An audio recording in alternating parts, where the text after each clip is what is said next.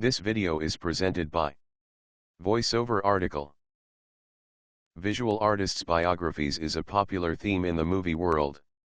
Movie makers have always been fascinated by visual artists' biographies, especially if it includes struggle with insanity, drug addiction or social conventions. In addition, it gives them an opportunity to depict original or resurrected artworks on the big screen. Here you can read about some of the most interesting movies about visual artists' biographies. Lust for Life, directed by Vincente Minnelli in 1952.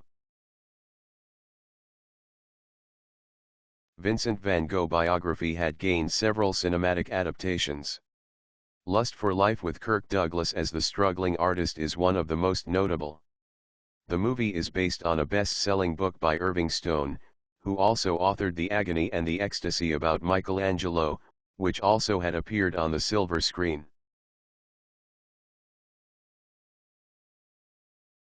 If you are a fan of Van Gogh artwork, you would enjoy watching Lust for Life, which features almost 200 of Van Gogh's original paintings. However, if you are familiar with Kirk Douglas' previous filmographic, seeing him as a tortured Dutch painter might take a little adjustment. Another recommended film about Van Gogh is Robert Altman's Vincent and Theo from 1990. Surviving Picasso, directed by James Ivory in 1996. Like Van Gogh, Pablo Picasso's image made him an iconic figure outside the artistic circles. While Van Gogh symbolizes the self-destructive, manic-depressive artist who achieves success only after his death, Picasso represents the misanthropic and womanizer artist. Picasso's infamous relationship with women is the focus of this Merchant and Ivory film. The story is told from the eyes of Picasso's mistress Françoise Gillot and features only reproductions of Picasso works.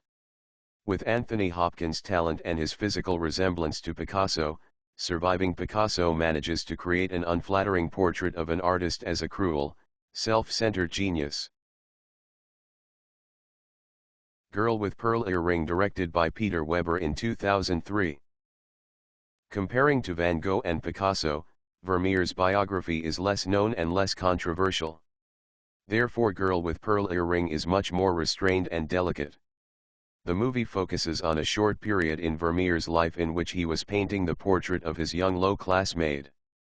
Although Girl with Pearl Earring does not avoid filmic conventions by over-dramatizing Vermeer's painting process, the movie is worth watching if only for its artistic design, which success in evoking Vermeer's perception of light and color.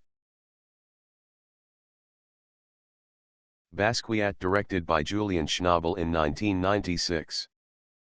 The most common critique against movies that deals with visual arts is the way they depict the creation process. Therefore, there were big expectations from Basquiat, which was directed by the celebrated painter Julian Schnabel.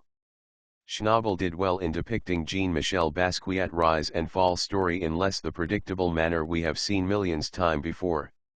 However, the only reason to watch Basquiat is David Bowie plays the role of Andy Warhol. Frida, directed by Julie Taymor in 2002.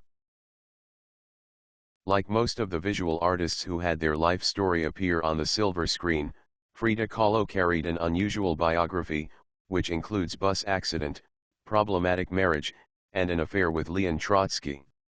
Like Van Gogh, Picasso and Jackson Pollock, who was the subject of a biopic from 2000, Frida Kahlo was an icon long before Frida was released, but the 123 minutes film did help to strengthen her position as a feminist idol and probably the most famous woman painter of the 20th century.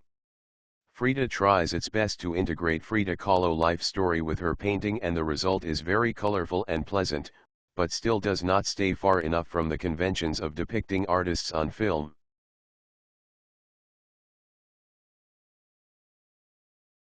This video is presented by Voiceover Article.